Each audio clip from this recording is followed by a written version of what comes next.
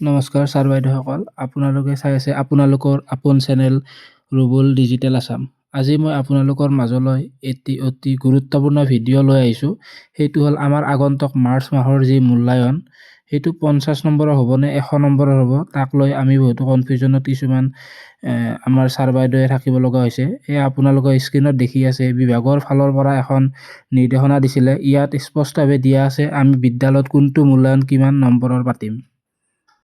এই নিৰ্দেশনাটো আপোনালোকে দেখা পাইছে যে guidelines for formative assessment FA summative assessment.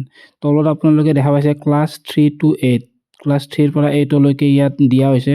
যি গতিকে আমাৰ তিনিটা মূল্যায়ন ইতিমধ্যে হৈ গৈছে, জুন, ছেপ্টেম্বৰ, ডিচেম্বৰ, ফেব্ৰুৱাৰী অৰ্থাৎ আহিবলগীয়া মূল্যায়নটোৰ কথা কৈছে। এইটো ক্লাছ 3 চাব FA 1 50 মাৰ্কছ, ছেপ্টেম্বৰত গৈছে SA 1 ছামেটিভ এছেছমেণ্ট 100 মাৰ্কছৰ, ডিচেম্বৰত FA 2 50 মাৰ্কছ আৰু যিটো আহিবলগীয়া আমাৰ ফেব্ৰুৱাৰী SA 2 100 মাৰ্কছ। গতিকে আমাৰ যিটো আহিবলগীয়া মাৰ্চ মাহৰ যিটো পৰীক্ষা, সেইটো আমাৰ 100 মাৰ্কৰ পাতিবলৈ এই নিৰ্দেশনাখনত উল্লেখ কৰিছে।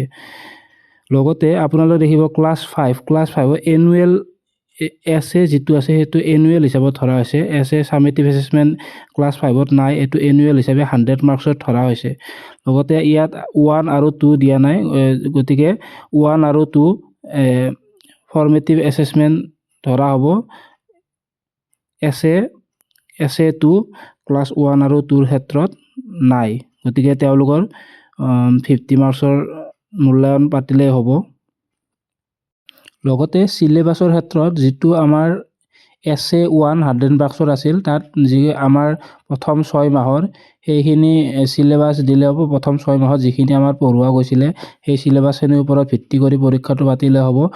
আৰু এইবাৰ আহিবলগীয়া যিটো SA 2 সেই মূল্যায়নটো আমাৰ যি পিছৰ 6 মাহৰ যিখিনি আমাৰ চিলেবাছ সেইখিনি কভাৰ কৰি আমাৰ মূল্যায়নটো পাতিলেই হ'ব। লগতে এই নিৰ্দেশনাখনৰ তলত আপোনালোকে দেখিছে যে আমাৰ যি ৰিপৰ্ট কাৰ্ড, সেই ৰিপৰ্ট কাৰ্ডখন আমি কেনেদৰে ফিল আপ কৰিব লাগিব। FA 1ৰ পৰা 10% মাৰ্কছ আহিব, SA 1ৰ পৰা 35% মাৰ্কছ আহিব, FA 2ৰ পৰা 10% মাৰ্কছ আহিব, SA 2ৰ পৰা 35% মাৰ্কছ আহিব আৰু গুণোৎসৱৰ পৰা 10% মাৰ্কছ আমি ৰিপৰ্ট কাৰ্ডত আনিব লাগিব। গতিকে আজিৰ ভিডিঅ'টো এইখিনিয়ে, আৰু ইয়াৰ ওপৰত আৰু কিবা জানিব লগা থাকিলে মোৰ ভিডিঅ'ৰ কমেণ্ট বক্সত আপোনালোকে সুধিব পাৰে। আজিলৈ এইখিনিয়ে, ধন্যবাদ, শুভৰাত্ৰি।